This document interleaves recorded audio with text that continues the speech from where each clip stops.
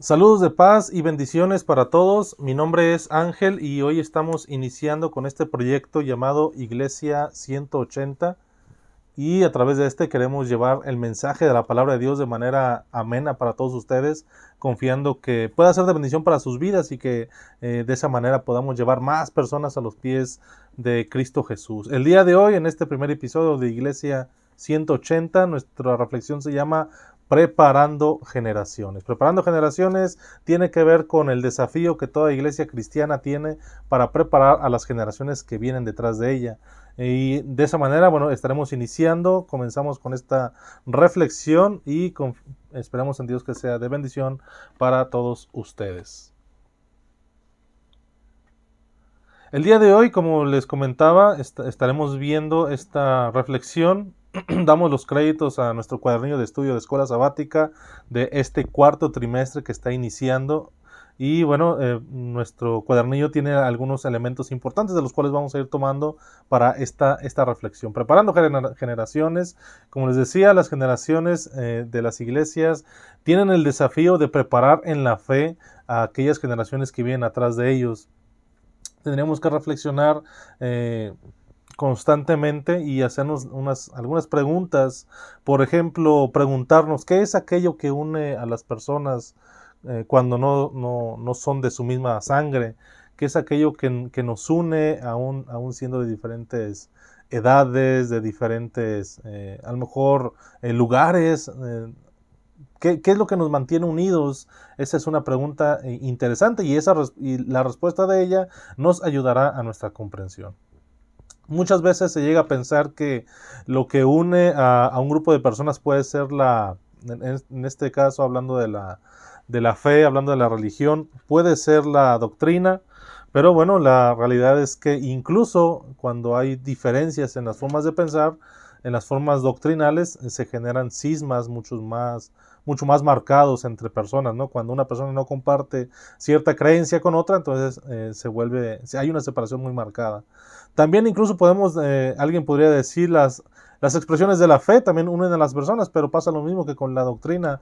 Las diferentes expresiones de la fe también hacen cierta división en las personas. O también podríamos decir estar en un solo lugar. Estar en un solo lugar también eso podría mantener unidas a las personas, pero la realidad es que no por estar juntos en un solo espacio geográfico significa que estamos unidos. ¿Qué es entonces lo que une a las personas? ¿Qué es lo que une a la gente? ¿Qué es lo que une a los hermanos en las iglesias? ¿Los une la doctrina, las expresiones de fe, que estamos en un solo lugar? ¿Qué es lo que pudiéramos responder? Y desde nuestra comprensión y reflexión, consideramos que lo que une a las personas, lo que une a los hermanos, no es las expresiones de fe o estar en un solo lugar, sino que une a las personas son las historias que tenemos en común, las historias de fe específicamente, nuestras experiencias con Jesús.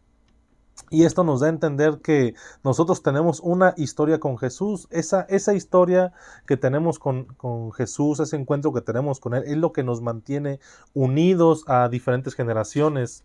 Puede haber a lo mejor diferentes formas de pensar, podemos estar en diferentes lugares, pero mientras tengamos en nuestra mente, en nuestro corazón, una experiencia, una historia con Jesús en nuestra vida, entonces eso será lo que mantenga unida a nuestras diferentes generaciones con las cuales convivimos. Hay un personaje que cita nuestra escuela sabática, Adolfo Pérez Esquivel. Fue un destacado defensor de los derechos humanos, activista específicamente por la autodeterminación de los pueblos. ¿Qué significa? Que él buscaba su lucha era para que los pueblos tuvieran sus propias formas de gobernarse, sus propias culturas, su propia actividad social y todo esto sin ser influidos por ninguna línea extranjera, ¿no? Esa era su línea de pensamiento.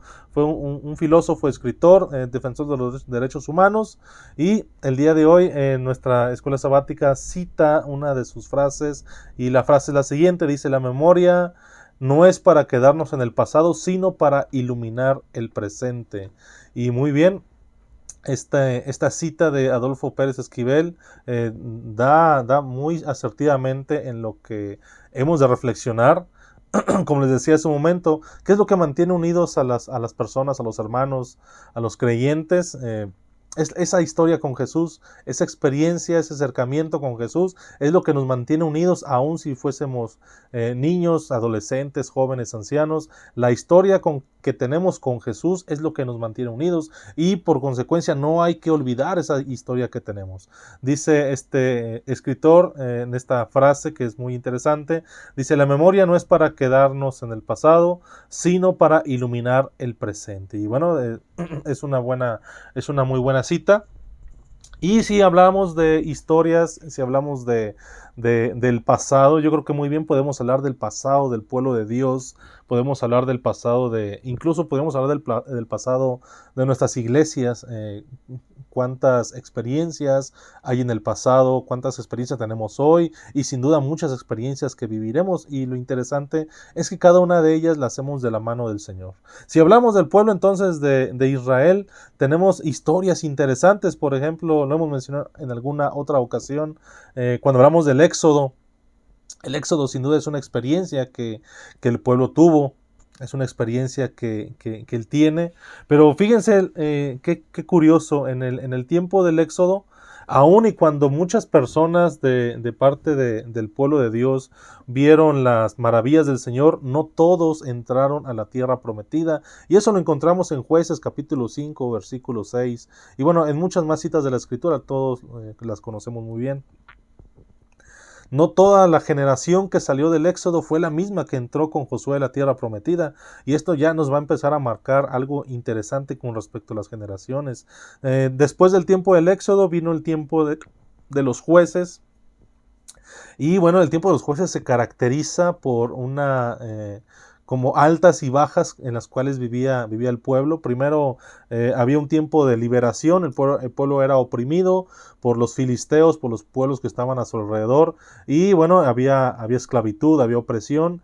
El pueblo clamaba a Dios, Dios enviaba un libertador, y el libertador, bueno, hacía la obra que Dios se había puesto delante de él, liberaba al pueblo de la opresión de los demás pueblos a su alrededor, y bueno, había un tiempo de paz. Incluso la misma escritura dice en el libro de los Jueces capítulo 2 que mientras el juez vivía, el pueblo tenía paz, porque vivía el juez en turno, y bueno, el pueblo de Dios tenía paz. Pero cuando moría el juez, el pueblo se empezaba a desviar, y es entonces ahí cuando tenemos esta situación de altas y bajas en el pueblo en el tiempo de los jueces. En el tiempo del Éxodo no toda la generación entró a la tierra prometida. Ya en el tiempo de los jueces, ya estando ahí en la tierra, había momentos de relativa paz, había otros momentos de desobediencia, de alejamiento de Dios, y por consecuencia tiempos de sufrimiento. Y por la misericordia de Dios había tiempos de paz, porque el Señor levantó jueces en ese tiempo. Después del tiempo de los jueces tenemos el tiempo de los reyes, y aquí ya empieza a cambiar un poco la situación. Ya no es un líder como el tiempo de Moisés y Josué, ya no es un juez en turno que era el que se levantaba cada cierta temporada. Ahora hay una teocracia. Es un símbolo de teocracia, porque había un rey designado por Dios, el cual se buscaba que gobernara conforme a los mandamientos de Dios.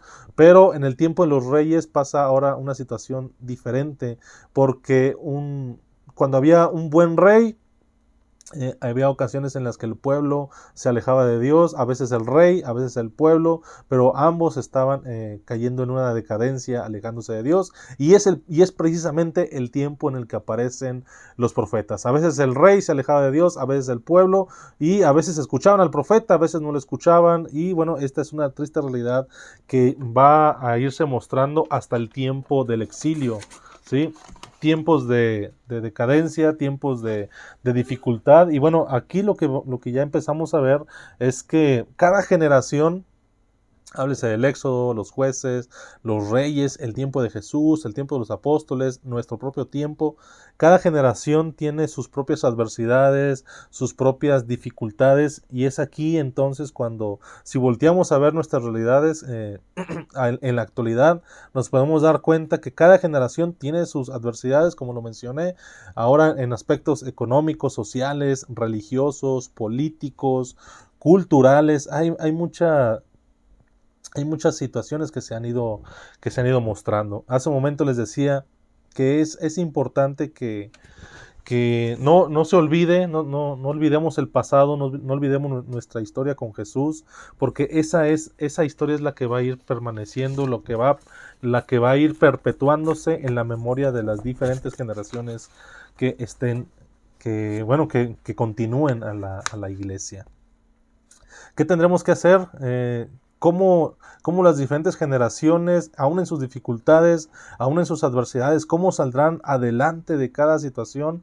Por ejemplo, nosotros en la actualidad, todos sabemos la situación que se ha manifestado de 2 años hacia atrás, la situación de la enfermedad COVID-19, la situación de nuestras iglesias que no se pueden reunir como lo hacían antes, las diferentes adversidades que incluso se han ido mostrando, nuevas ideologías, aspectos políticos, nuevas leyes que se han estado manifestando, la gran mayoría de ellas en contra de la voluntad de Dios. Y bueno, ahí está la pregunta, ¿no? ¿Cómo hace cada generación para sortear estas adversidades? Hay un escritor también sociólogo, él se llama Joseph Campbell. Joseph Campbell, él fue un precursor de la teología de la liberación.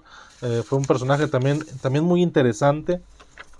Y él dijo una frase, no la recuerdo al 100%, pero él decía una frase con respecto a la situación del hombre, las situaciones adversas.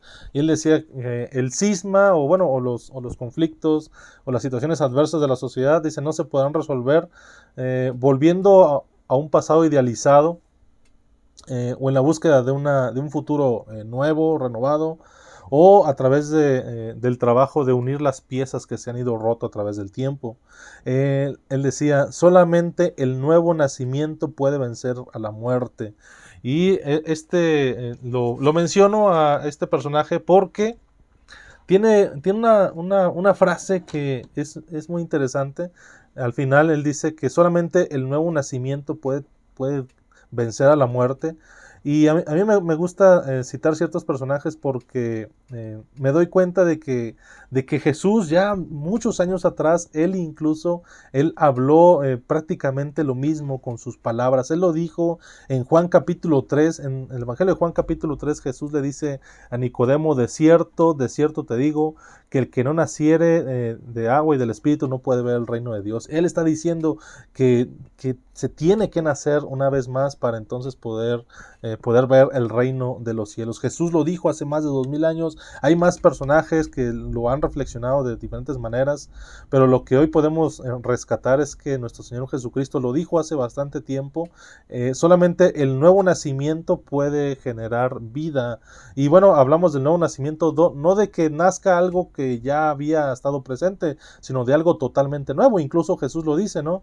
Dice que aquellos que nacen del Espíritu, dice, van de aquí para allá, y no como el viento, ¿no? Dice, el viento se mueve de aquí para allá y no sabes ni a dónde viene ni a dónde va. Así son aquellos que nacen del Espíritu en completa libertad, en completa unión con Dios. Este personaje dice algo interesante con respecto hay veces en que para resarcir algo se tienen ciertas estrategias o herramientas. Por ejemplo, él decía, no se puede buscar o idealizar el pasado como con esa búsqueda, esa añoranza del pasado. Y si nos damos cuenta, la misma escritura nos lo dice de alguna manera. Cuando en el tiempo de Esdras, en el capítulo 3 se menciona, el templo ha sido destruido y Esdras tiene en su corazón el reconstruir el templo. Dice la escritura que cuando veían la construcción había personas, había parte del pueblo que veían y unos estaban gozosos, otros lloraban. Unos lloraban porque veían el templo y decían es que no se parece siquiera al templo antiguo y lloraban porque veían que había una decadencia. Ellos añoraban que el templo volviera a ser como lo era en el tiempo de Salomón, pero la realidad es que nunca volvió a ser igual. Y también había quien estaba gozoso porque no tenían templo y ahora ya tenían un templo. De cierta manera no podemos añorar o idealizar el pasado. ¿Por qué? Porque cada generación tiene que atravesar sus propias adversidades. También este personaje dice, no en una búsqueda de un futuro renovado. En la actualidad estamos utilizando diferentes estrategias ahora tecnológicas que antes no usábamos, y sería también, caeríamos también en un mal si volcáramos todo nuestro esfuerzo en estas nuevas estrategias, como tener esta visión futurista de la iglesia, y dejar de lado que solamente esa historia con Jesús, esas experiencias con Jesús, es lo que va a perpetuar nuestras generaciones. También decía esta persona en este comentario, no tampoco puede darse por la búsqueda o la unión de los elementos que se han fraccionado, sino al contrario, solamente el nuevo nacimiento trae vida, el nuevo nacimiento puede vencer a la muerte, y Jesús lo dice en el Evangelio, en el Evangelio de Juan capítulo 3, y creo que todos lo podemos entender. Cada generación entonces tiene que tener de esa manera un encuentro con Jesús. Cada generación tiene que afrontar sus adversidades, tiene que nacer una vez más, como lo dice Jesús en el Evangelio. E incluso, en nuestro estudio de escuela sabática viene un listado, vamos a decirlo así, como una tipo secuencia de los discípulos de las generaciones primeras que estuvieron con el Señor, y bueno, pues lo podemos encontrar. Se menciona, es Jesús, claro, el Señor, están los apóstoles, después de los apóstoles viene una generación nueva que se encabeza por Bernabé. Después de Bernabé, Bernabé llama a Pablo. Pablo es otra generación, y después viene Timoteo. Entonces, de alguna manera vemos que hay diferentes generaciones que se hacen presentes en el texto bíblico, diferentes generaciones que convivieron juntas, que estuvieron juntas, y a semejanza de lo que vivimos en la iglesia, hermanos, somos diferentes generaciones de discípulos que estamos en un mismo tiempo, en un mismo lugar, y que convivimos cada uno de nosotros. Aquí nuestro desafío es cómo preparar a la generación que viene, y vuelvo a retomar exactamente lo mismo que decía, solamente nuestra historia con Jesús, nuestro encuentro con Jesús es lo que va a perpetuar nuestras generaciones. Jesús dice, hay que nacer de nuevo. Solamente el nacer del agua y del Espíritu puede transformar nuestras realidades. Y por ejemplo, si habláramos de los apóstoles, de Bernabé, de Pablo, de Timoteo, creo muy bien que cada uno de ellos tuvo su propio encuentro con Jesús, que cada uno de los discípulos del Señor nació de nuevo. En algún momento la Escritura lo dice. Por ejemplo, si habláramos de Pedro, Pedro, desde la reflexión que hoy hacemos, él nació de nuevo, tal vez no cuando recién se encontró con Jesús, sino más bien cuando, después de que lo negó, después de que decidió dejar de ser apóstol y volver a la pesca, cuando él está en la pesca con el discípulo amado, y ven de lejos a Jesús, cuando llegan a la playa, en este lugar simbólico que simboliza el encuentro entre dos realidades, porque acordemos que la playa es el punto medio entre la tierra y el mar, entre el orden, podemos decirlo así, entre el orden y el caos. Y Pedro prácticamente sale del caos, porque estaba prácticamente en las aguas. Jesús lo espera en la orilla, y creo, mis hermanos, que es ahí cuando Pedro nace de nuevo, cuando Jesús le dice, ¿me amas? Si es así, cuida mis ovejas. Y Jesús le da, más bien Pedro y Jesús tienen ese encuentro, y ahí Pedro es donde nace una vez más. Si habláramos también del apóstol Pablo, el apóstol Pablo también tuvo su encuentro con Jesús, también nació de nuevo. Recuerdo lo que dice el libro de los Hechos. Pablo iba sediento de sangre hacia los creyentes de la nueva fe, los perseguía, tenía cartas autorizadas por las sinagogas para hacerlo, pero en su camino se encuentra con Jesús, cae de su cabalgadura, no puede ver, y precisamente, fíjense qué interesante, aquel que no puede ver es aquel que tiene ese contacto con el Señor. Aquel que iba ciego de sangre, ahora quedaba ciego, y lo único que podía de lo que dependía era de la misericordia de Dios. Entonces aquella persona también, Saulo de Tarso, también nace de nuevo y se convierte en Pablo, predicador del Evangelio. Yo creo que igual Bernabé tendría que tener su propia historia con Jesús. Timoteo también sin duda tuvo esa experiencia con Jesús. No sabemos cuál, pero sin duda cada uno de los discípulos tuvo ese encuentro con el Señor. ¿Qué quiere decir esto, mis hermanos? Que cada generación debe de tener ese encuentro con Jesús. Cada uno tiene que tener esa historia con Jesús para que no, considero que tenemos que tener una historia antes de Jesús. ¿Para qué? Para que no se nos olvide de dónde venimos. Y tenemos que tener una historia presente con Jesús, porque es esa historia con Él, ese encuentro con el Señor, lo que nos guiará a ese futuro glorioso. Una historia pasada de lo que hemos sido antes del Señor, para no olvidarnos de dónde el Señor nos tomó, y la otra es una historia presente, ese testimonio de fuerza y de poder del Señor Jesús, que será lo que nos guíe a un futuro glorioso con el Señor. Eso es lo que podemos compartir. Hay diferentes espacios de reflexión en nuestra escuela sabática. Hay algunas preguntas con las cuales vamos a ir abordando. La primera parte dice: ¿cuál sería el mejor momento para alcanzar y preparar a la siguiente generación? ¿Qué hizo la generación anterior para alcanzarle a usted? Ofrezca testimonio. ¿Qué está haciendo usted para alcanzar a las generaciones actuales? Y ahí está una pregunta también muy interesante. Dice: ¿cuál sería el mejor momento para alcanzar y preparar a la siguiente generación? Si pudiéramos contestar o comentar, creo que cada generación tiene sus propios momentos en los cuales somos más receptivos al mensaje. No estoy diciendo que haya generaciones que no escuchen o que las personas a cierta edad no presten atención, sino que hay momentos, hay etapas de nuestra vida en las cuales somos más receptivos. Creo que todos hemos escuchado en algún momento lo que tiene que ver con la ventana 414. La hemos mencionado bastante en la iglesia. La ventana 414 es el tiempo o es el rango de edad en el cual se marca que una persona seguirá al Señor. Estamos hablando de los 4 años de edad a los 14 años, y es el tiempo que podemos entender que es más receptivo para el ser humano, porque es ahí cuando va a ir forjando su identidad, su carácter. Mucho de lo que somos lo forjamos entre esa edad, desde los 4 a los 14 años de nuestra edad es lo que forjamos, lo que es nuestro carácter el día de hoy. Entonces, la pregunta aquí es: ¿cuál sería el mejor momento para alcanzar y preparar a la siguiente generación?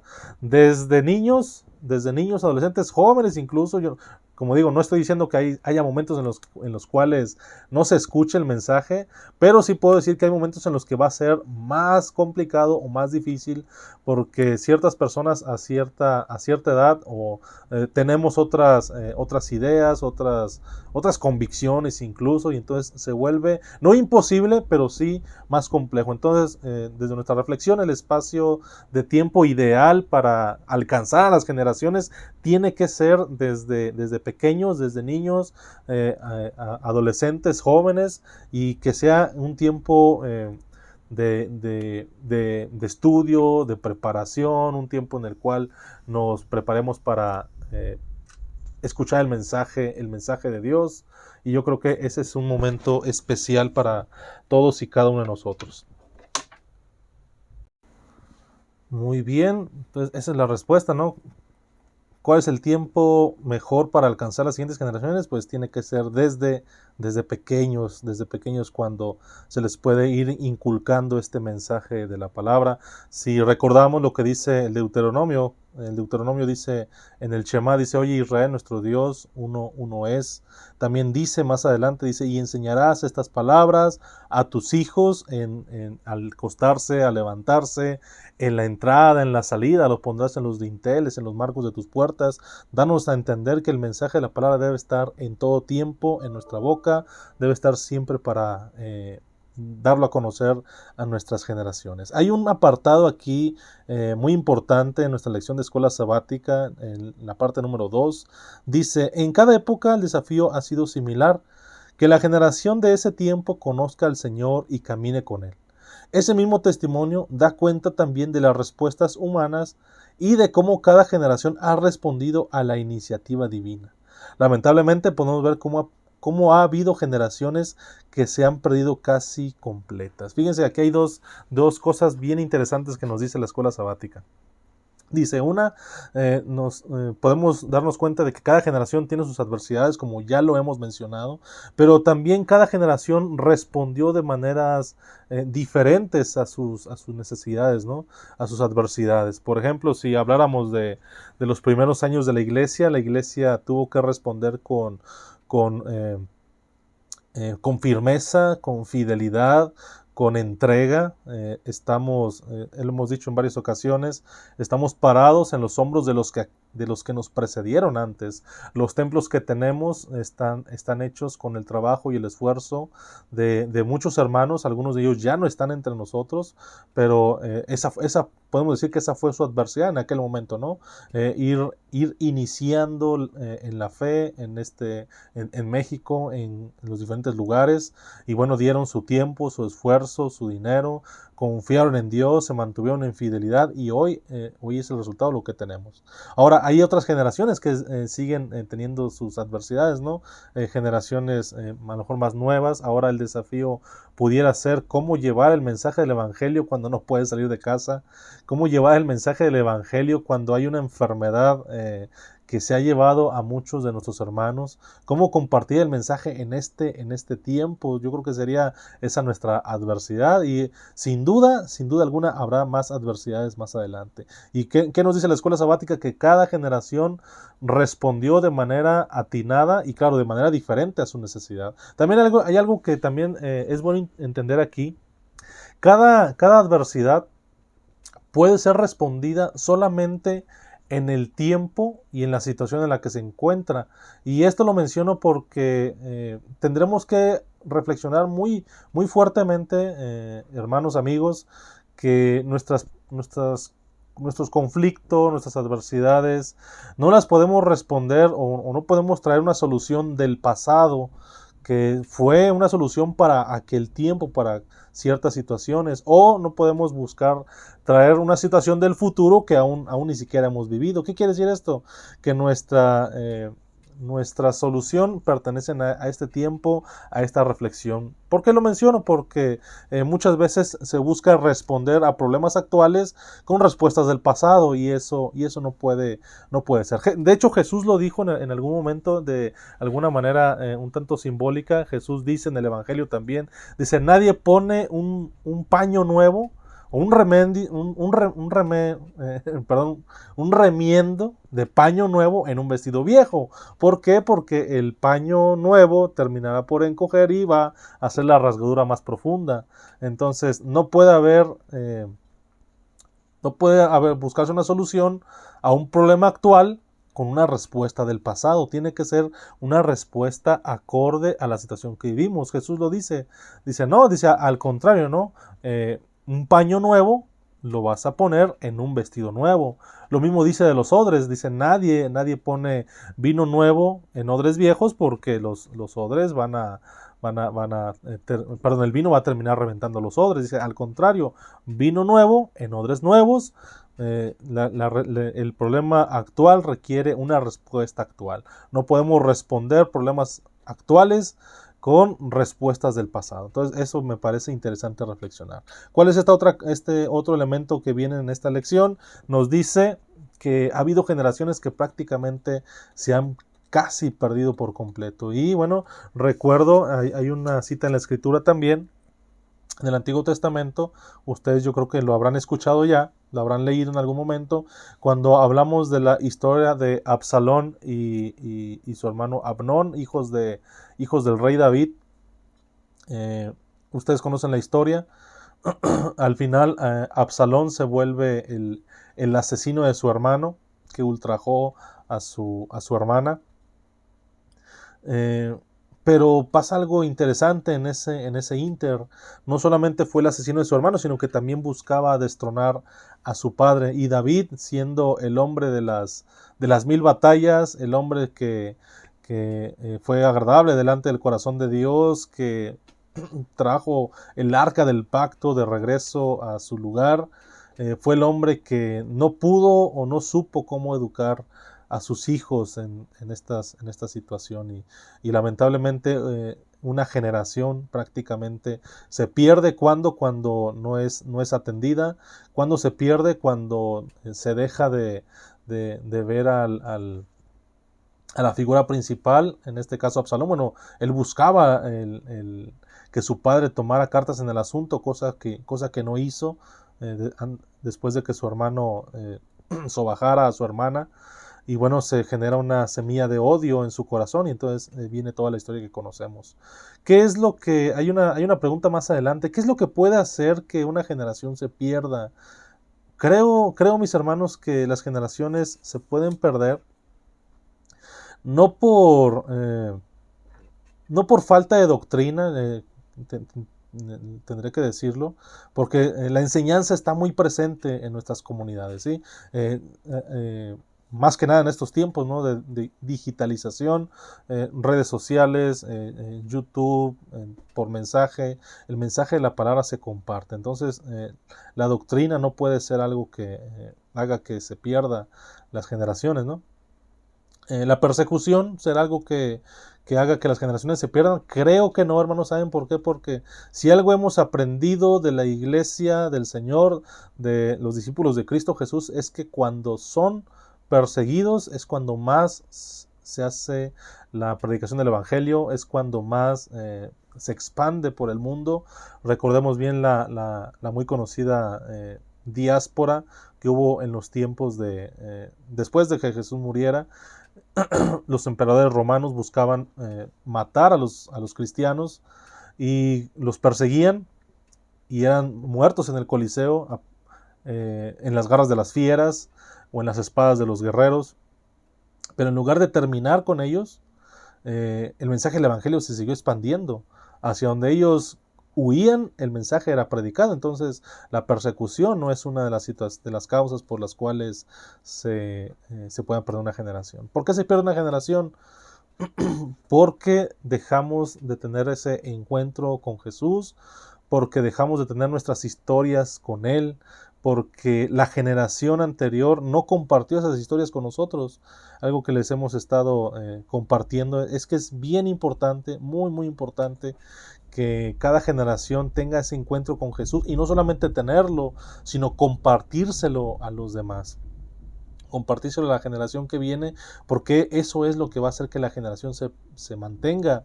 Ese recuerdo, no sé, de nuestros abuelos, de nuestros padres, cómo vivieron la fe, cómo tenían que sortear diferentes adversidades para predicar el Evangelio. Esas historias deben de seguirse compartiendo, esos encuentros con Jesús deben seguir estando presentes en nuestra vida como iglesia, y esas historias con Jesús, y tener muy en cuenta que que cada generación tendrá su propia historia con Jesús, su propio encuentro con el Señor, y eso es lo que va a hacer que la generación perdure. Incluso el apóstol Pablo, en sus cartas, cuando habla a Timoteo, cuando le hace las recomendaciones, le dice, busca varones que tengan buen testimonio, busca varones justos, busca varones correctos, para que sigan predicando el Evangelio. Entonces, el apóstol Pablo tiene su historia con Jesús, Timoteo la tiene también, y ahora la encomienda es que Timoteo busque personas que han tenido ese encuentro con Jesús, personas dignas de reconocimiento. Y no estamos diciendo que no lo tengamos, sino que hay que ser constantes en esa historia que tenemos con Jesús, en ese encuentro que tenemos con el Señor. Y bueno, para gloria de Dios, las generaciones no se han perdido, no se pierden por completo, como dice Romanos 9:27. El Señor siempre guarda un remanente. Hay una pregunta también, dice, ¿es posible que se pierda una generación? Dice, en la actualidad, ¿qué podría ocasionar que una generación se pierda? Bueno, pues como les decía, el dejar de tener estas historias con Jesús, el dejar de ver a Jesús como el personaje principal de la historia, entonces eso puede hacer que las generaciones se pierdan. Cuando nos desviamos del mensaje de Dios, Cuando dejamos de ver al Señor como nuestro dirigente, entonces empieza a germinar en nosotros, en nuestro corazón, una semilla que no es la del Evangelio, sino al contrario, una semilla que nos va a ir alejando. Dice ya las últimas partes de nuestra reflexión, dice, la generación de la conquista es un ejemplo de cómo toda una generación puede ser alcanzada y bendecida, a pesar de que la generación precedente, la que salió de Egipto en este caso, no fue un buen modelo de ella. Dice, ¿qué marcó la diferencia? ¿Cómo es que esta generación pudo adquirir una nueva manera de ser? ¿Cómo desarrollaron la confianza en Dios? Y bueno, pues ahí está la pregunta, ¿no? Cada generación tiene ese desafío de preparar a la siguiente, preparar a la que viene atrás de ellos. Y bueno, hemos visto algunas respuestas. Dice, ¿cuál es el tiempo adecuado? Desde niños, adolescentes, jóvenes, se puede compartir el mensaje para que se haga presente en sus vidas. Y cuando vayamos formando nuestro carácter, que lo hagamos conforme a lo que aprendemos de la palabra de nuestro Dios. También está la pregunta, ¿no? O el ejemplo que nos da, dice, el ejemplo de la generación que salió de Egipto. Hay una generación que no caminó delante de la voluntad de Dios, que no entró a la tierra prometida, pero al mismo tiempo hay una generación que sí entró a la tierra. Entonces la pregunta es, ¿qué es lo que hizo que esta generación, la segunda generación, fuera la que sí pudiera entrar? Y bueno, yo creo, mis hermanos, que aún a pesar de que la generación anterior prácticamente, más bien casi en su totalidad se perdió, porque como sabemos en el texto bíblico nos dice muy claramente que de aquella generación solamente 2 personas pudieron llegar a la tierra prometida, que fueron Josué y Caleb. Yo creo que no estamos diciendo que hay una generación que se tenga que perder para dar lugar a la nueva, sino al contrario, que cada generación busque ese encuentro con Jesús, seamos a lo mejor adultos o adultos mayores ya, o jóvenes o adolescentes, cada generación tiene que tener ese encuentro con Jesús, ese encuentro con el Señor, mirar al líder, al ungido de Dios, no como alguien para menospreciar, sino como si viéramos al Señor. Cuando veamos al Señor, a nuestro Señor Jesucristo como el que encabeza nuestra vida, entonces muchas cosas cambiarán. Bien, hermanos, pues de esa manera estamos terminando esta primera reflexión hacia las nuevas generaciones. Preparando generaciones fue el título de esta primera reflexión en este programa Iglesia 180 que estaremos compartiendo en nuestras redes sociales. Pueden buscarnos en YouTube, vamos a estar en YouTube y esperemos que próximamente también nos encontremos en Spotify para que pueda escuchar las diferentes reflexiones. Comparta esta señal con aquellas personas que pueden servirle, compártalo para reflexión, para estudio.